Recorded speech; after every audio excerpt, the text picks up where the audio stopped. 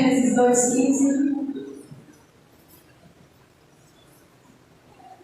Amém? Diz assim a palavra do Senhor: tomou, pois, o Senhor Deus ao homem e o colocou no jardim do Éden para o cultivar e o guardar.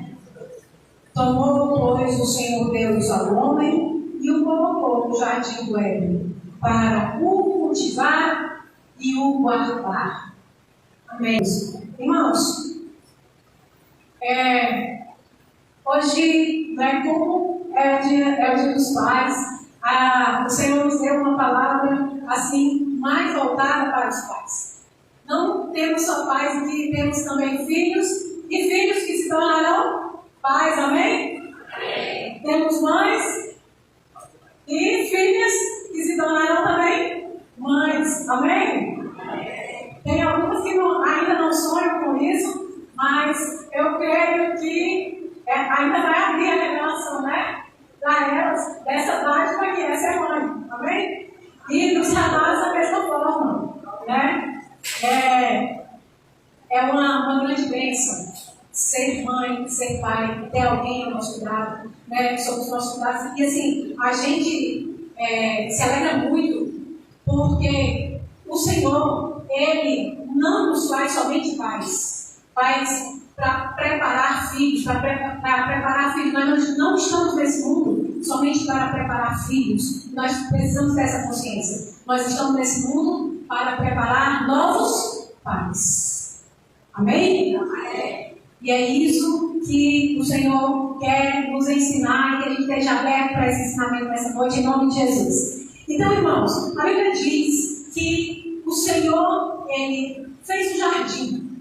E Ele pegou o homem e colocou ali naquele jardim. E Ele coloca o homem naquele jardim, Ele diz nesse versículo, com dois propósitos a princípio, que são cultivar o jardim e guardar. Cultivar e guardar. E aí nós vamos pegar essas duas palavras, esses dois propósitos, para levar um rumo na nossa palavra, para aquilo que é a vontade de Deus para os homens, para os pais. E a primeira palavra que nós vemos é cultivar. O que é que cultivar nos fala? Essa palavra, quando Deus fala para o homem, olha, eu vou te colocar aqui e você vai cultivar essa terra. A primeira obrigação do homem é trabalhar. O primeiro propósito do homem é trabalhar. E aí, irmãos, esse propósito que Deus criou no homem é algo que, de certa forma, é incontestável. Né? Eu creio que nenhum homem diz assim, velho, eu não nasci para trabalhar, não. Os homens, em sua natureza, já vem, né, com essa configuração. O homem já nasce com essa configuração, né, de trabalhar. E o propósito do homem ao trabalhar é o quê? Prover o seu lar. É prover as necessidades. Amém? Amém. Então, o primeiro propósito do pai é prover para o seu lar. Ele é um provedor. E é algo que o homem se alegra em fazer. Eu vejo isso dentro da minha casa. A maior alegria do meu marido é quando ele tem dinheiro para gastar com os filhos dele, para dar presente. A maior alegria do meu marido é dar presente. Eu vejo assim, ele fica radiante quando ele compra alguma coisa para dar, seja para os filhos, né, seja para mim. Ele não fica tão radiante quando ele recebe, como quando ele está dando presente para nós. E isso faz parte da natureza do homem. O homem, Deus colocou essa configuração, né, em cada um de vocês, de ser o provedor, de ser aquele que sustenta o lar. Amém? E aí, muitos dos homens, eles até, é louvável essa atitude deles, porque eles abrem mão de muitos sonhos, de projetos que eles tinham quando eram jovens, que eles abrem mão deles para se tornarem pais de família, provedores de suas famílias, né? Alguns tinham ali um dom de ser jogador de futebol, e aí eles sonhavam em ser jogador de futebol, abrem mão de ser jogador de futebol, porque para ser jogador de futebol demora muito tempo para retornar dinheiro, é ou não é? Muito tempo, muito treino, e antes filho para sustentar, então vou fazer uma outra coisa para poder sustentar minha família e abrir mão dos meus sonhos de ser jogador de futebol. Eu estou dando esse exemplo, mas eu acredito que esse assim, mais brincadeira. Ou tinha alguém aqui que tinha sonho de ser jogador de futebol, Neymar? Se eu tivesse seguido, Neymar não estava nem nos meus pés. Mas são vários os sonhos que nós cremos e nós vemos, né, na vida dos homens, eles abrindo mão para se tornarem provedores dos seus lares.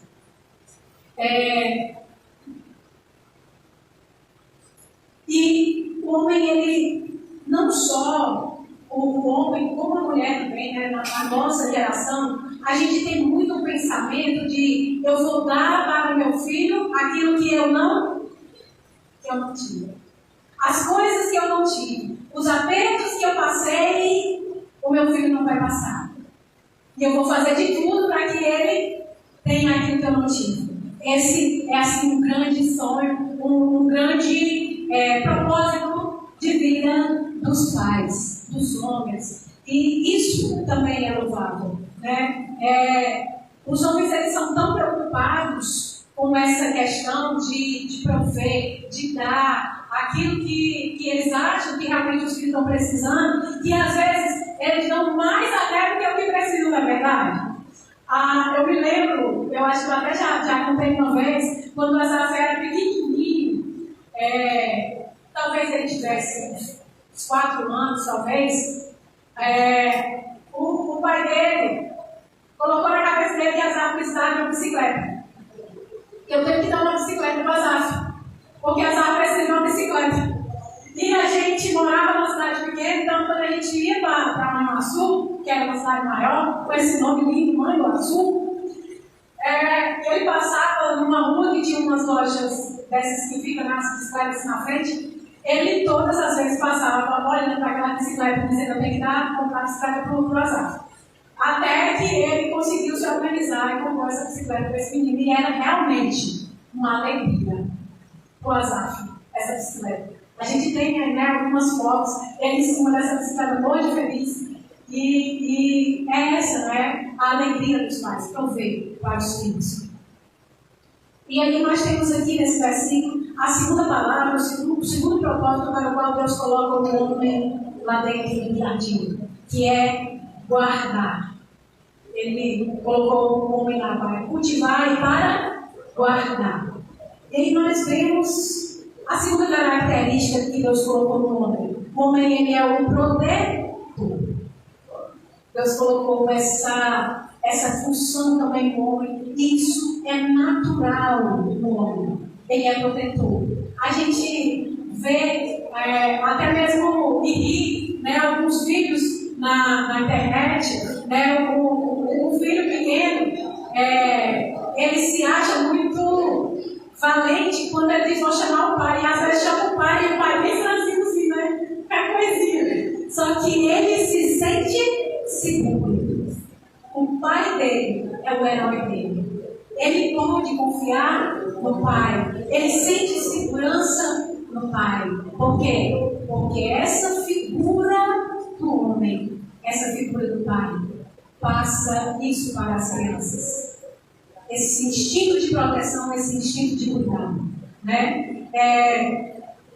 A gente vê também em alguns vídeos em que as crianças estão em algumas situações em apuros e o pai pega pelo pé, está caindo, o pai se mete na frente e pega rápido. E a gente vê assim: como foi que ele viu? Como foi que ele conseguiu chegar tão rápido? Né? E realmente é algo que é natural dos homens. Proteger os seus filhos, proteger a sua casa.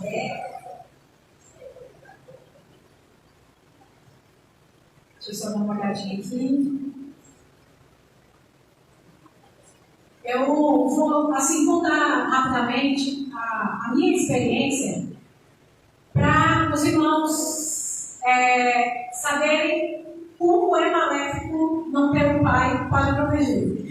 Na minha casa, nós somos 5 filhas e nós somos criadas sem o pai, né, no caso, as 3 mais velhas, e nós tínhamos um padrasto. E ele fazia esse papel de provedor, mas esse papel de protetor a gente não tinha. E como a gente era tudo mulher, a gente não tinha nem um irmão mais velho para dizer assim, ele vem resolver esse problema aqui com a gente. Né? Ah, brigaram com a gente na rua. Ou fizeram isso com a gente na escola. A gente não tinha isso. Né? Então, as minhas outras irmãs, as duas que vêm antes de mim e depois de mim, elas são altamente briguentas. Elas desenvolveram essa natureza de brigar, de resolver, de ir pra cima. Eu sou essa moça moda, que vocês conhecem. Cada um reage de um jeito, né? Eu ia fazer o quê? Chorar. Eu ia chorar, não tem que resolver meus B.O., eu vou chorar. E assim, de certa forma, a gente até aprende essa palavra, a próxima de Deus, né? Tem aquele que diz, eu vou a Deus. Mas, irmãos, é uma grande necessidade que os filhos têm. De poder correr para você e encontrar em você um lugar seguro. Eu posso contar com meu pai. Meu pai é o meu herói. Meu pai é o meu protetor. A mesma coisa para as esposas. Eu posso contar com meu marido. Ele pode resolver o meu problema. Ele vai ajudar a resolver os problemas dessa casa. Eu não vou carregar sozinha. Porque ele é o resolvedor de problemas. Amém? Eu tenho um lá em casa, viu? Você vai meu amor, você é o resolvedor de problemas dessa casa. Não tem nenhum defeito nas coisas que ele não resolva. Ele dá o jeito dele. E é muito bom a gente ter isso. Um homem que é protetor da nossa casa. E os filhos sentem isso em você. Amém? Amém. Seus filhos podem sentir isso em você, amado. Amém?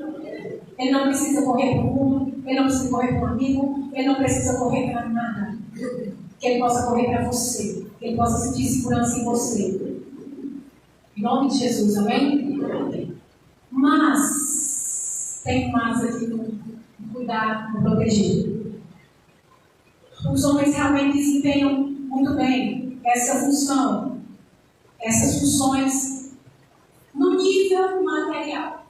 Só que quando Deus coloca Adão lá no jardim, e ele diz, você vai cuidar do jardim, proteger o jardim, não tinha ninguém de quem Adão recebeu o jardim. Não tinha nenhum perigo, só existia Adão. E de quem ele queria proteger o nosso jardim? A serpente do diabo. E essa deve ser a maior preocupação dos pais. Proteger os seus filhos do diabo. Essa deve ser a maior preocupação dos pais. Ser um provedor também e principalmente de alimentação espiritual para os seus filhos, de cuidado e proteção espiritual para os seus filhos. E a gente vai mergulhar um pouco mais profundo nisso, porque assim, infelizmente, a maioria dos homens ainda não tomaram essa responsabilidade para si. A maioria dos homens estão ainda transferindo essa responsabilidade das coisas espirituais para as mulheres. Ah, leva para a igreja? A mãe leva. Ah, ensinar a orar? A mãe ensina. E aí, Deus deu para você essa tarefa de cuidar dos seus filhos de uma forma espiritual, de prover para eles o alimento espiritual. Você recebe nessa noite? Amém? Olha, eu vou ler para vocês uma pesquisa que foi feita a respeito de quando alguém tem um contato com uma igreja, qual é o nível que alcança, por exemplo, quando é um filho, uma criança, um filho tem um contato com a igreja, tem um contato com Jesus, qual é a porcentagem da família que é alcançada, quando a mãe tem um contato, só a mãe tem um contato com as coisas espirituais, e quando é o pai. Essa pesquisa, irmãos, ela diz que quando uma criança tem um contato com a igreja, tem um encontro com Jesus, a diferença que ela alcança em sua família é de 2%. A gente vê, inclusive, isso. Muitas vezes as crianças, elas vêm uma criança para a igreja e a gente vê um certo alcance de alguns pais através dos filhos, amém? Só que quando são as mulheres, as mães, né, que elas têm um encontro com Jesus, elas conseguem 17%. É um pouco antiga essa pesquisa, mas eu não acredito que esteja muito diferente disso.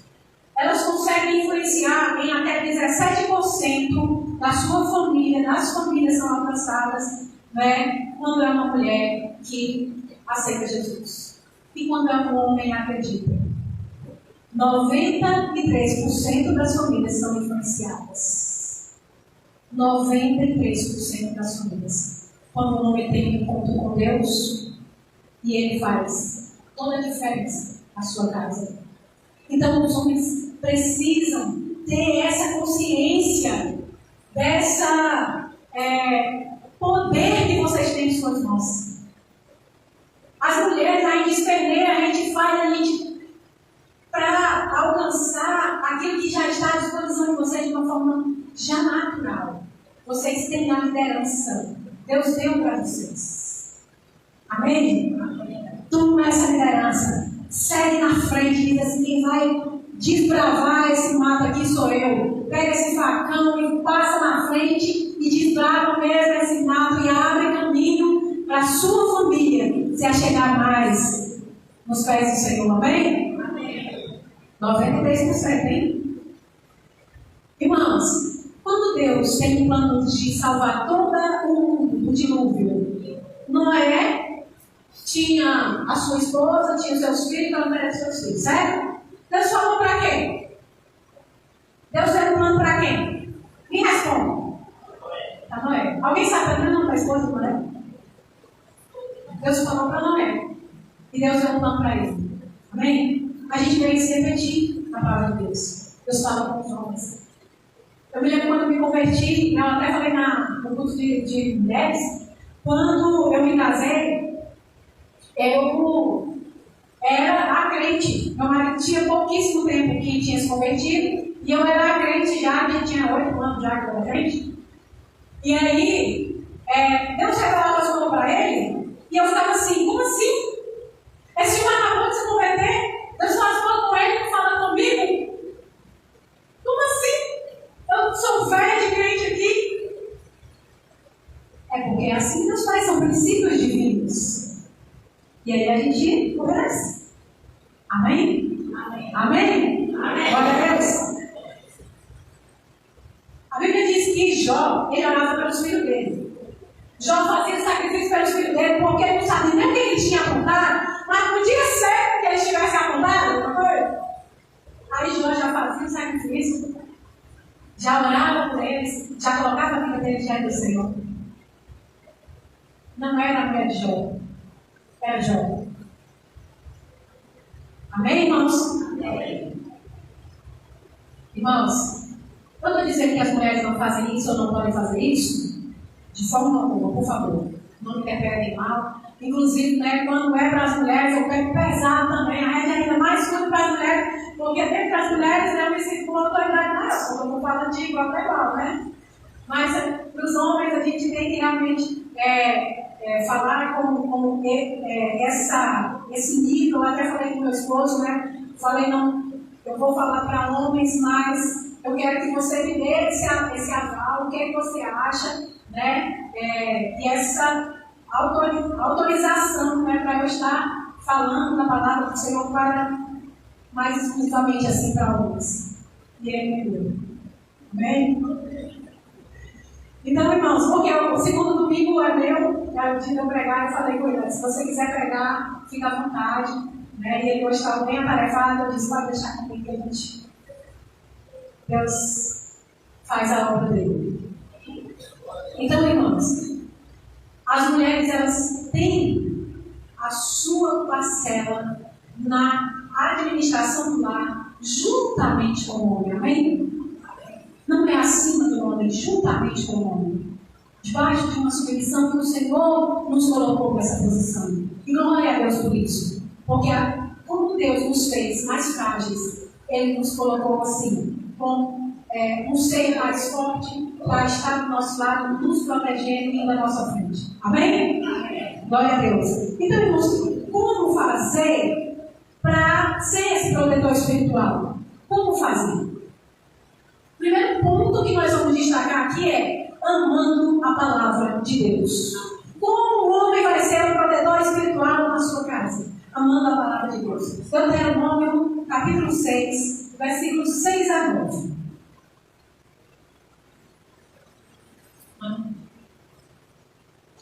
Deuteronômio 6, 6 a 9.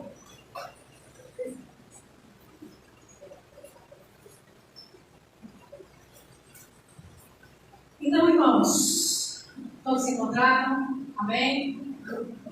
Essas palavras que hoje te ordeno estarão no teu coração. Tu as inculcarás a teus filhos e delas falarás, assentado em tua casa, andando pelo caminho, e ao deitar-te e ao levantar-te. Também as atarás como sinal na tua mão, e te serão por frontal entre os olhos. E as escreverás nos umbrais de tua casa e nas tuas portas. O que é que esse texto está falando? Deus, ele deu as ordenanças e ele dá uma ordenança de como proceder diante da lei que ele estava pregando naquele momento. E o que é que ele diz? Olha, essas palavras que eu ordeno hoje para você, elas têm que estar no seu coração. O que é estar no coração, irmãos? A gente precisa amar a palavra de Deus. A gente precisa guardar a palavra de Deus com todo o amor e com todo o zelo no nosso coração. Porque em seguida ele vai dizer: tu as inculcarás a teus filhos. Como é que você vai ensinar para os seus filhos algo que você não tem? Algo que você não conhece? Como você vai ensinar o seu filho a amar a palavra de Deus que você não ama? Quando a gente ama, a gente devota tempo para isso que a gente ama. Então, nós precisamos devotar tempo para a palavra de Deus, aprender a amar a palavra de Deus, para a gente poder inculcar na cabeça dos nossos filhos essa palavra. Amém? Amém. E aí ele diz: como você vai fazer isso? Você vai fazer falando dessa palavra, assentado em tua casa, andando pelo caminho ao deitar-te e ao levantar-te. O que é isso? Andando, assentado, levantando, deitado na hora. O que é isso? Toda hora. Toda hora. E como é que faz toda hora? Como é que ensina toda hora? Estamos juntos com vocês. Irmãos, mais uma vez, eu vou aqui dar honra ao meu marido. Quando os meninos eram pequenos, tudo que ele ia fazer, ele chamava os meninos para fazer junto. Vai lançar. Até hoje. Tudo que ele ia fazer, ele chamava os meninos. Se era coisa que os meninos podiam, ele me chamava. Eu sei nome de peça de carro, porque ele abriu o capô e estava me mostrando: olha, eu acho que o problema é esse, porque está dando isso e aquilo. Eu fui fazer o teste de pedra, eu sabia as cores dos carros. Não é todo mundo deve ter tido esse pedra, não. E ele fazia isso com os meninos, tudo que ele ia fazer, ele chamava os meninos para fazer junto. Ah, tem que tirar o tempo para sentar, para conversar, para ensinar. Não, ensina toda hora. O que você for fazer, faz junto com eles. Amém? Hoje em dia tem muitos negócios de conselho tutelado para botar um menino para trabalhar a gente. Vocês aqui que são da nossa idade, a gente não tinha nenhuma dessas pessoas e nenhum de nós morreu de trabalhar. Pelo contrário, a gente adquiriu dignidade. Temos homens e machos na nossa geração, porque foram criados trabalhando com o pai, seja qual for o ofício do pai. É pegar ele junto. Fazer tijolo lá na coisa dos barros, na olaria, e junto. Trabalhava na terra, ia junto. Hoje em dia não vai mais assim, porque está explorando os menores. Isso é ensinar. Amém? E as crianças, quando a Bíblia diz: bem-aventurado é o homem que enche deles a aljava, enche dos filhos a aljava, é disso que está falando. Os filhos, eles eram como flechas na mão do valente, porque os filhos se enfiam para os pais.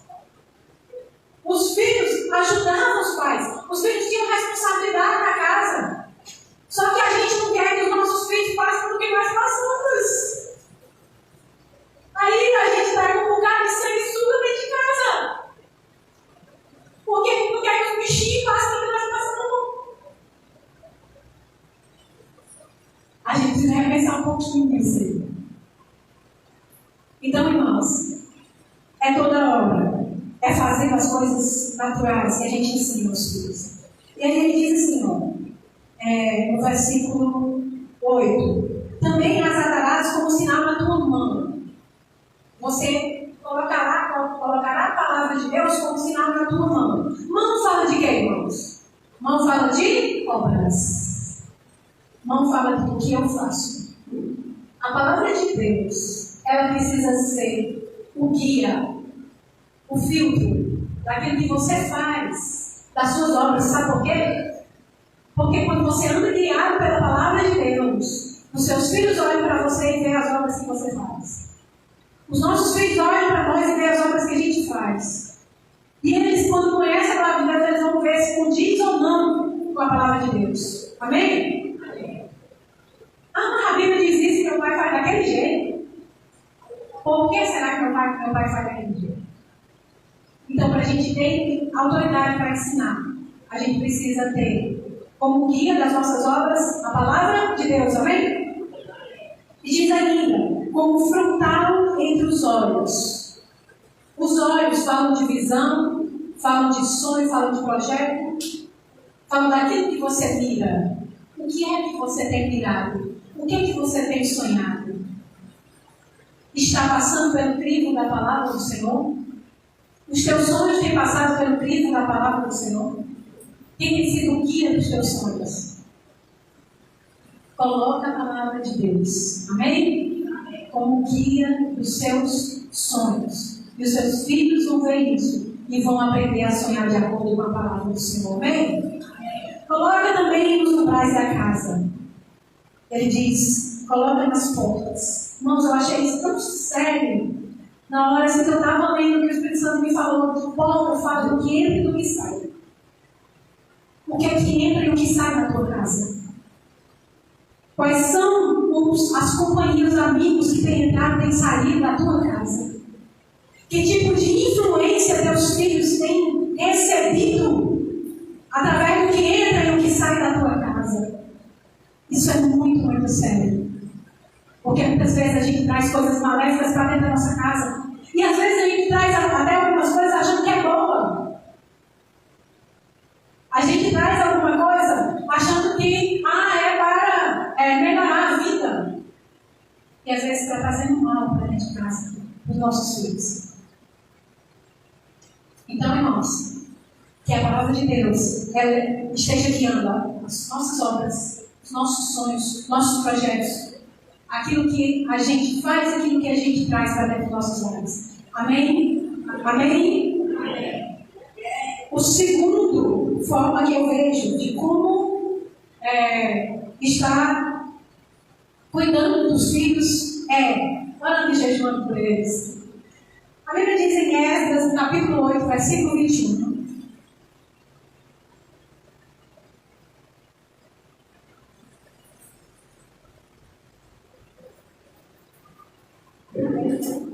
Esdras 8, 21. Diz assim: então, apregoei-lhe um jejum junto ao rio Ava, para nos humilharmos perante nosso Deus, para impedir uma jornada feliz para nós, para nossos filhos e para tudo que era nosso. Foi proclamado um jejum para nos humilharmos e pedirmos a Deus uma jornada feliz para nós, para nossos filhos e para tudo o que é nosso. Qual foi, será, a última vez assim que você fez um jejum pela sua casa? Você fez um jejum pelos seus filhos? Esse é algo que precisa ser assim, de vez em quando. Não tem que fazer. Porque eu preciso do Senhor para me dar uma jornada segura. Para dar uma jornada segura dos meus filhos. Então, o segundo ponto é esse. Orar e jejuar pelas famílias, pelos filhos. Oi. Nós temos de certa forma, vou usar a palavra desculpa, não era essa palavra, porque está fraca aqui o vocabulário, mas uma justificativa que nós não fomos ensinados assim. Né? A maioria dos pais que estão aqui não tiveram um exemplo de pai que ensinasse a palavra de Deus, que asse na palavra de Deus. Não é verdade? A maioria de nós não teve. A maioria de nós nem pai teve. Não é verdade? Né? Nós somos um país em que existe uma grande maioria de filhos sem pais. E nós temos, de certa forma, essa justificativa. Ninguém nunca fez isso comigo. Eu não sei como fazer. Busca ao Senhor. Seja o primeiro a ser o diferencial na sua casa, na sua geração. Amém? 3 João, capítulo 1, que é o único, né? Versículo 4. Lá pertinho do Apocalipse, 3 João, versículo 4. Diz assim, ó. O apóstolo João fala: não tenho maior alegria do que esta, a de ouvir que meus filhos andam na verdade. Não tenho maior alegria do que esta, de ouvir que meus filhos andam na verdade. O apóstolo João está falando a respeito de filhos espirituais. Mas ainda mais importante do que os filhos espirituais são os filhos da nossa casa, amém? Qual é a maior alegria sua? É ver o seu filho formado ou ver o seu filho caminhando para uma eternidade com Deus? Qual é a maior alegria sua? É ver o seu filho bem-sucedido em algo nessa terra, sem conhecer ao Senhor? Ou ver o seu filho caminhando na verdade? Irmãos, que essa seja a maior alegria sua, Pai. Que você busque essa alegria no seu coração. Que os seus filhos andem na verdade. E a palavra de Deus é a verdade. Amém? Amém. O terceiro ponto que eu vejo é deixar os filhos aprenderem um pouco com o sofrimento. Gente, era aquilo que eu estava falando, né? Ah, não quero que meu filho passe pelo que eu passei. Em Romanos, capítulo 5, os versículos 3 e 4 diz o seguinte, ó. Romanos 5, 3 e 4. Diz assim, não só isso. É na NVI, tá? Não só isso, mas também nos gloriamos nas tribulações, porque sabemos que a tribulação produz perseverança. A perseverança produz um caráter aprovado. E o caráter aprovado produz esperança. O que é então que produz o caráter aprovado? O que produz o caráter aprovado? Não, o caráter aprovado produz a esperança. A perseverança produz o caráter aprovado. Bem, só refazer aqui a pergunta. Refazer a ordem das coisas. Mas o que é que produz? A perseverança. Tribulação, irmãos. É a tribulação que produz perseverança. Esse caráter aprovado só é produzido através de tribulação. Não tem outra receita. Se a gente não deixar nossos filhos passarem tribulação, esses meninos não vão ter o caráter aprovado. Infelizmente é essa a verdade. Eles vão desistir das coisas fáceis.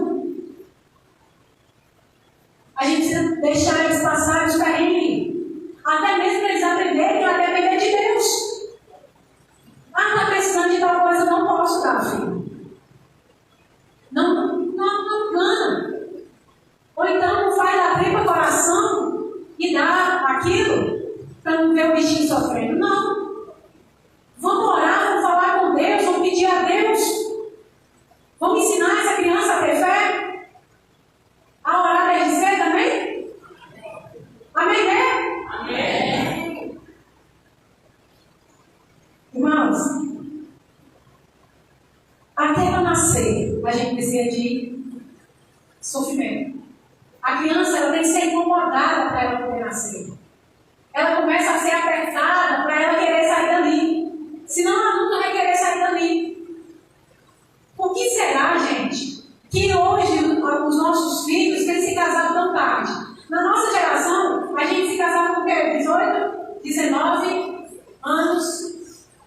Os nossos avós se casaram com 13, minha avó casou com 13 anos.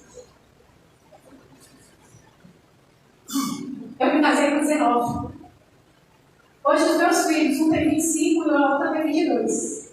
Então, lá bem tranquilinho. outro o ninho deles. A gente não espeta eles, a gente não aperta eles para eles sentirem vontade de sair. Nós somos muito apertados, não. Quando a gente fala, na nossa casa era só aperto, Era um quarto só para 5 meninos. Era rede para todo lado. Não é verdade? Uns em cima dos outros. Dá graças a Deus os que tinham um quarto, porque o resto era uma sala.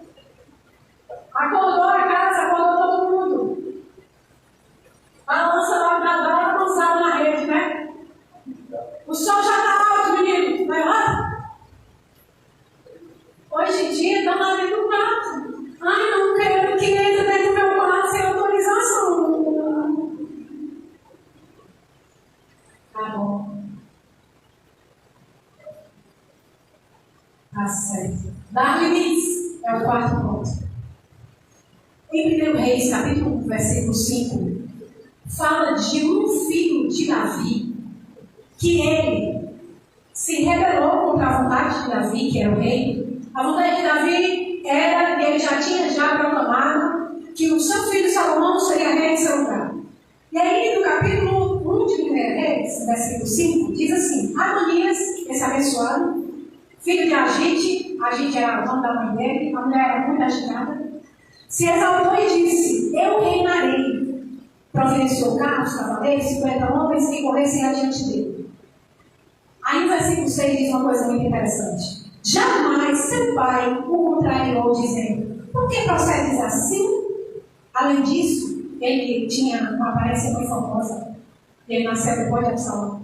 Irmãos, Davi nunca tinha contrariado esse abençoado, nunca contrariou esse abençoado. Crianças que não são contrariadas, elas acham que mandam em tudo. O que elas quiserem fazer, elas vão fazer. E foi assim que procedeu a Deus.